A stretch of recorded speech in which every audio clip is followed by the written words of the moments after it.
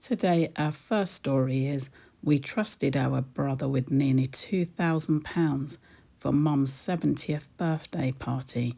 He stole it and spent the money on himself. Dear Aunt Jay, for our Mum's 70th birthday, we wanted to do something special. She's the type who's always put her kids first and never made a fuss for herself. So instead of buying little gifts, we agreed to pool our money together for a proper party. Something she could dress up for and invite her friends and just be celebrated. Between me and my sisters and my brother Pete, we raised over £2,000. I can't lie, it was a big effort. I worked extra shifts and one of my sisters dipped into her savings. Even our kids chipped in. But we were so proud that we managed it. Our brother Pete offered to take charge of organising. He said he knew a hall through a mate and caterers who'd do us a deal. He told us it would just be easier if one person was dealing with it, and we agreed. For weeks, whenever we asked, he said everything was fine. Venue booked, catering sorted, don't worry. He even said he'd kept some of the details as a surprise for Mum, which made sense. We wanted her to feel special. But then, 2 weeks before the big day, Pete suddenly announced the hall had fallen through and the caterers had let him down. He said the deposit was non-refundable, so the money was gone, just like that. He just shrugged it off and suggested we do something small at home. But something felt really wrong, so I started calling around the hall he claimed he'd booked. They had no record of his name at all. The caterers he'd mentioned said they'd never heard of him. My stomach dropped. Not long after, my cousin showed me some photos on Instagram. Pete and his girlfriend in Barcelona posting cocktails and dinners and sightseeing. The exact same week he was supposed to be sorting out Mum's party. So of course I confronted him. He didn't even deny it. He just said it was his money too. I chipped in the same as you. I needed a break. I mean, like that excused him blowing everyone else's money. Of course, Mum tried to cover her disappointment. She kept saying, "Don't fall out over me. I don't want a big fuss." But I could tell she was hurt. She'd even bought a new dress for the party. My sisters were obviously furious. We'd all worked so hard to put this together. And our own brother stole it from us. And what makes it even worse, he hasn't even tried to put it right. He hasn't offered to even pay us back. He still turns up for Sunday dinner like nothing's happened, smiling and joking like he didn't just rob his own family blind. Mum's forgiven him because he's her son, but I can't. Not when he's betrayed us all and ruined the one thing we wanted to give our mum. What your brother did was selfish, and the hardest part is he's not even sorry, and that tells you everything you need to know. Your mum's trying to protect the peace, but peace isn't built on pretending. Of course you and your sisters have every right to be angry. You gave up your time and your money to do something kind, and he saw it as a chance to steal. You can't control whether or not your mum forgives him, but you can decide what you'll expect. And forgiveness doesn't mean inviting him to take advantage of you again. You know, sometimes the best and most loving thing you can do for yourself and your family is put up a boundary and keep it there. Let me know in the comments what you would do about this. And have you ever been in this situation before?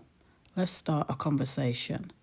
Now, on to our second story. Our second story today is my nightmare neighbour has turned the whole street against me and I don't even know what I've done wrong.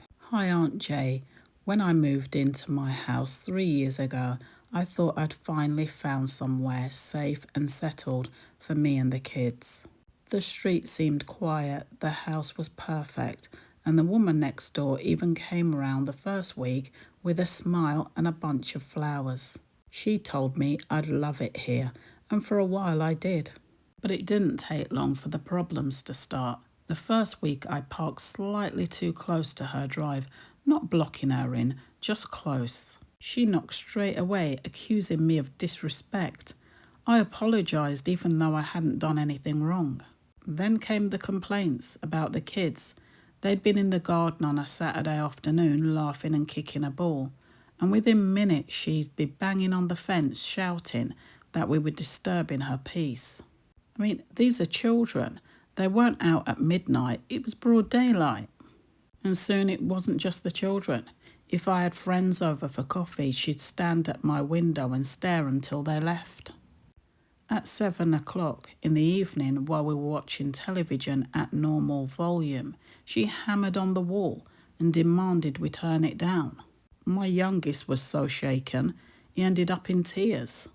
The part that shocked me the most was when she started walking into my garden without asking. One day I looked out and there she was standing by my washing line. She told me it was an eyesore and that I should move it because she didn't like looking at it. And that was when I realised this wasn't just pettiness, she wanted control. But it didn't stop there. Slowly I noticed the neighbours changing towards me, people who used to wave, stop and acknowledge me. I'd catch cold looks when I walked past. Eventually someone let slip why. Apparently she'd been telling people that I'm messy and I let rubbish pile up, that I'm rude to the delivery drivers. None of this is true. She's poisoning the street against me, and it's worked. I've tried to be reasonable. I went round one afternoon and asked her if we could just talk it through. I told her there was obvious tension and I wanted to clear the air. She looked me straight in the eye and said she had no idea what I meant. And then she added, "If you don't like living next door to me, maybe this isn't the right street for you." I walked into my house shaking. I realised she'll never admit what she's doing. And now I live in dread every time I pull up on the driveway. I wonder what complaint is coming next. My kids won't even play outside anymore because they feel like they're being watched. I sit in my own living room afraid of the noise from my TV. This was supposed to be our dream home, but thanks to her, I feel like an outsider in my own street. This isn't about small neighbourly disagreements. This is someone trying to control you and your family's peace of mind. The hardest part here is how it's trickled into every corner of your life. Your children too afraid to play outside, you dreading the sound of your own television, even worrying about pulling up onto your own driveway. That's not just a nuisance, that's intimidation. And when someone makes you feel watched, it can start to eat away at your own confidence. The truth is, some people thrive on control. They find power in stirring up tension and making others shrink back. And sadly, when you're the target of that, it's easy to feel like you're the one in the wrong, but you're not. Here's what I want you to remember. This is her behaviour. It's not a reflection of you. You've described yourself as someone who's tried to apologise and clear the air. That tells me everything about your character. Her actions tell me everything about hers. And I know it must be exhausting, but don't let her try to rewrite your story in the street. You're not messy, you're not rude.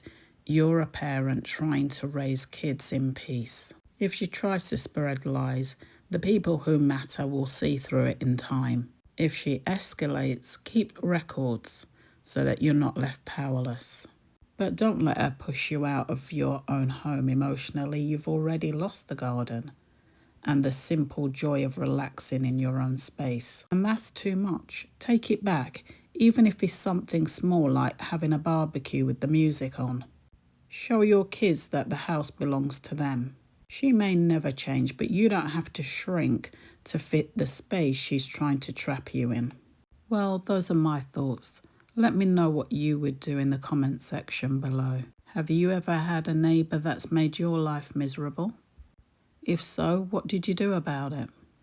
Did you end up moving house, or did both households end up finding some common ground? Or perhaps you even ended up making friends? Whatever happened, leave some advice in the comment section. I hope you've enjoyed today's stories.